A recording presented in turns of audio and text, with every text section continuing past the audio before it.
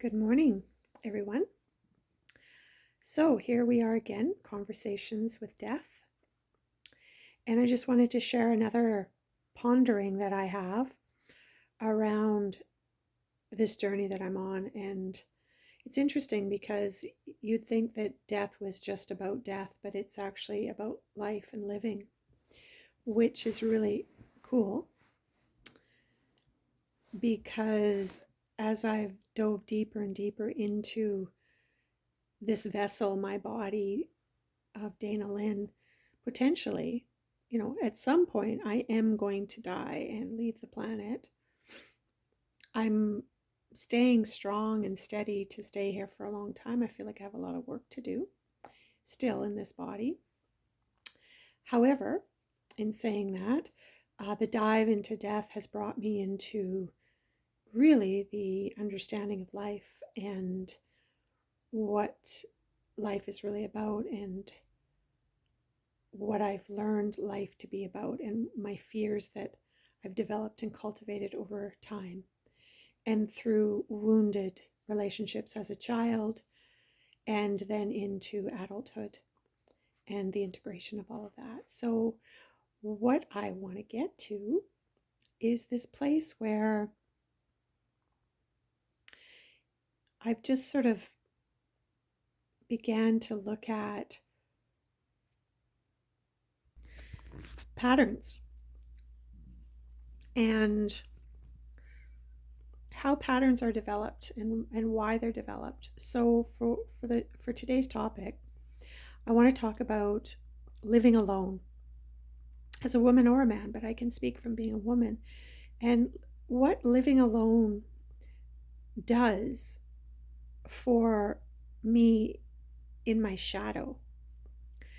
And what I'm discovering is that by living alone all those years, I adapted to a way of myself where I couldn't have things out of place, only if I had put them out of place.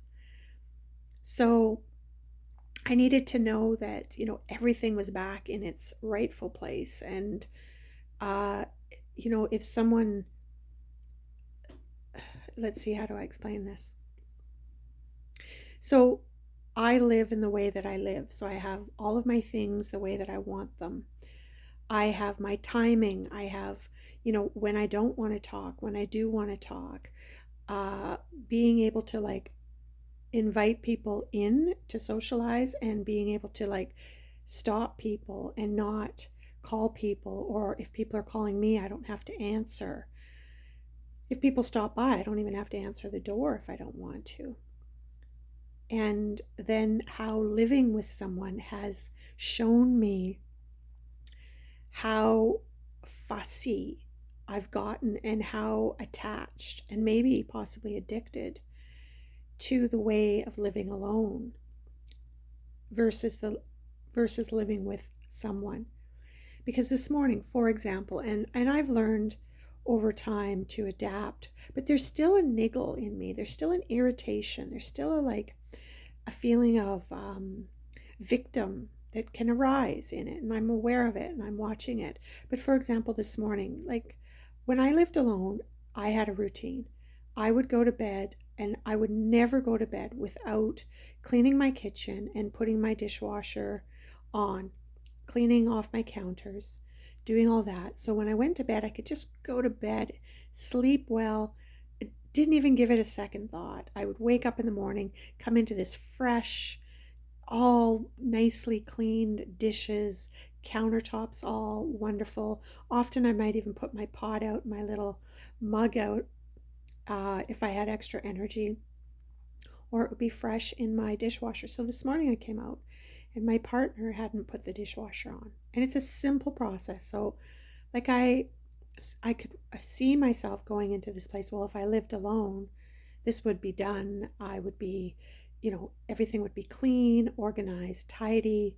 I would feel good. Now I've got to pull out my pot out of the dirty dishwasher. I've got to scrub it. I've got to scrub my mug now. All things that I wouldn't have had to do if I lived alone. Poor me, victim. I don't have any control. I can't do it before I go to bed. Just that falling into that negative mind thought and behavior, and the place where I had become totally climatized to living alone and having everything I wanted the way that I wanted it. And when you live with someone, it's not that way.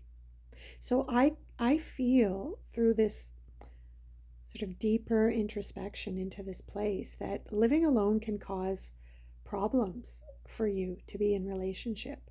You can get way too attached to how you feel things need to be for you without being more versatile and fluid and more flowing.